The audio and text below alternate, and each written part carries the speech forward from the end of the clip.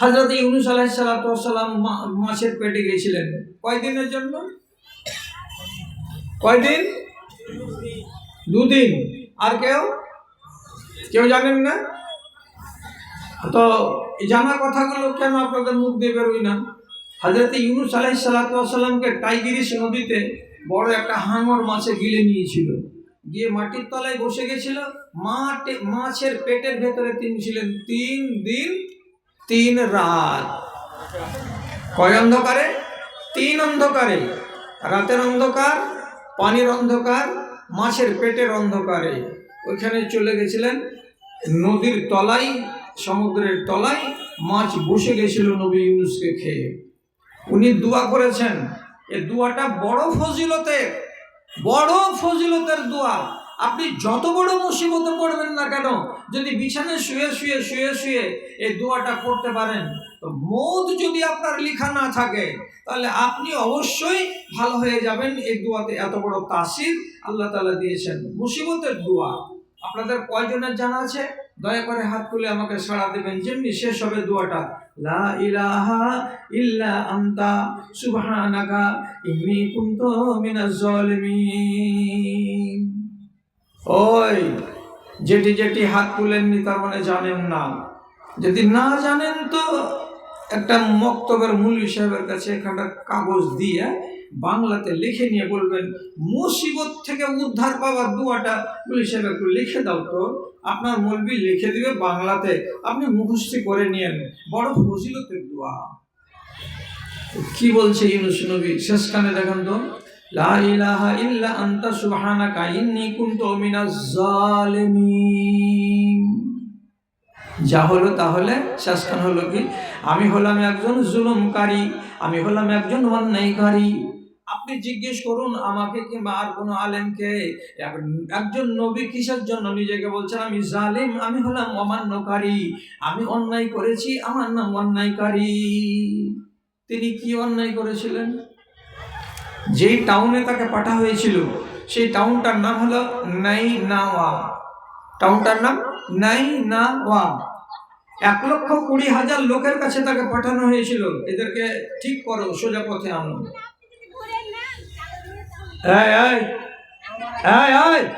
এই মেয়েটা কে আসিস তোরে?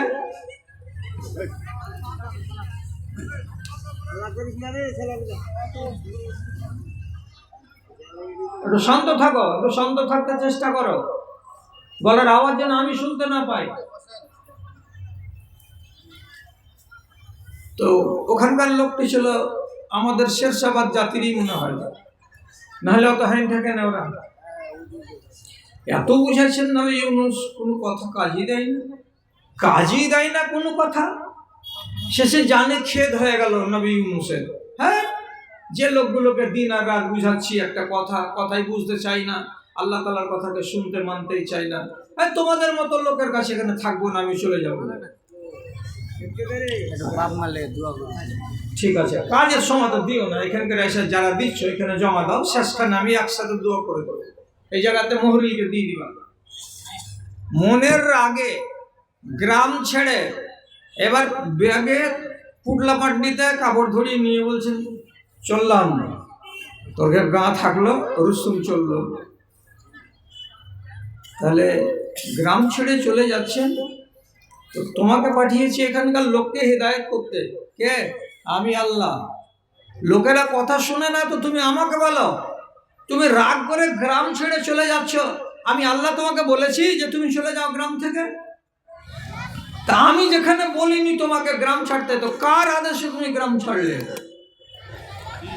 রাগ করে চলে যাচ্ছিলেন বিদেশে, সামনে পড়ে গেল নদীতে উঠলেন নৌকাতে।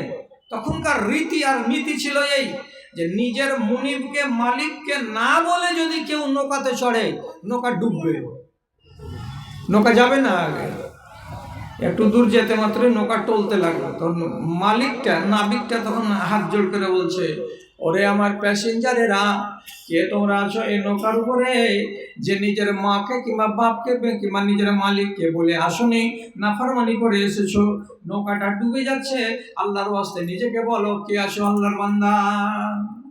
মালিককে বলে আসনি, তো বলো, তোমার কারণে আমার 50টা লোক ডুবে মরবে, এই কৈফিয়ত তুমি আল্লাহকে দিতে পারবা না, আল্লাহর রাস্তায় ধরা দাও, কে আছো তুমি? নবী ইউনূস বলছেন, আল্লাহ জি আমি একটা নবী মানুষ, কথাটাকে লুকিয়ে রাখবো। নাবিকের সামনে বলছে, ও ভাই আমি আছি, আমি আমার মালিকে হাকিকি, যেটা আমার আসল মালিক, আমি আমার মালিককে না বলে তোমার নৌকাতে চড়েছি। বলছে নেমে যাও নৌকা থেকে। ওইরকম সমুদ্রে নামবে জান দিবার জন্য, হাত দিয়ে ধাক্কা দিয়ে নৌকা থেকে ফেলে দেওয়া গেল। সহি হাদিসে লেখা আছে ফালতাকা মাহুল হুত, কোরআন মাজিদের আয়াত আছে যে ওকে সমুদ্রের মাছে গিলে নিল, চাবিয়ে নিল বলেনি, গিলে নিল। যেমন কাজ করতে করতে এক একটা মাছি আমাদের মুখে চলে যায়, আর কোন তালে যে টুটিতে চলে যায়, মাছিকে কি চাবাইতে হয়? মশাকে কি চাবাতে হয়? চলে যায় ফাঁক দিয়ে, ফাঁকটা বড়, জানোয়ারটা ছোট।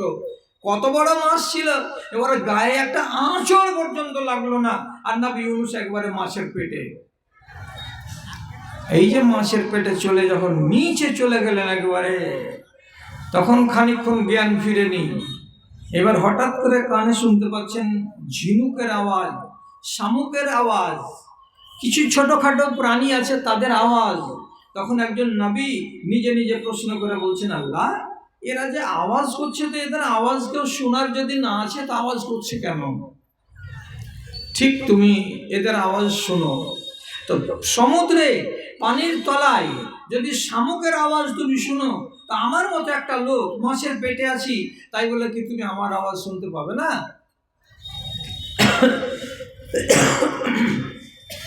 চোখ খুলে গেল, মগজের তালা খুলে গেল, দোয়া করতে শুরু করলেন।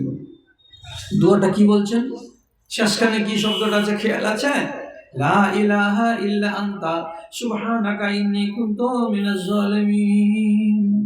আল্লাহ তুমি পবিত্র, তুমি পাক, আমি আমার নফসের উপরে জুলুম করেছি, আমি একজন জালিম।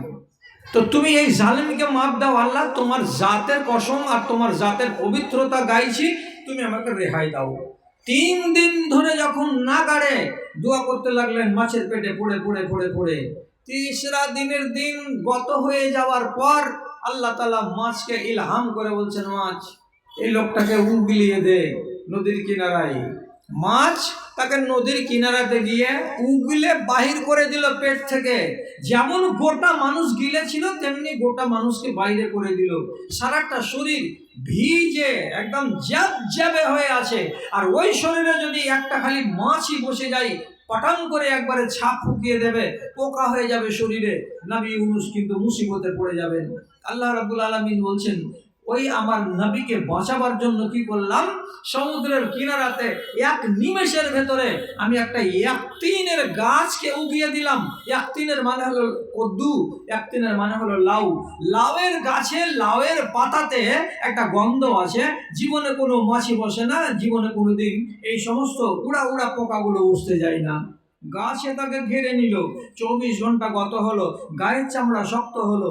তারপরে নবী আবার ফিরে এলেন তার পুরাতন গ্রামে, যে আমি একটা ভুল করেছিলাম। তাহলে আল্লাহর কথাকে না মানাতে মানুষ কি হয়? জালিম হয়। এটাও শিখতে পারলেন আপনি। নবীকে যেখানে আল্লাহ তাআলা বলছেন তুমি জুলুম করেছো, তো তাহলে আর আপনি কার কাছে শিখতে যাবেন?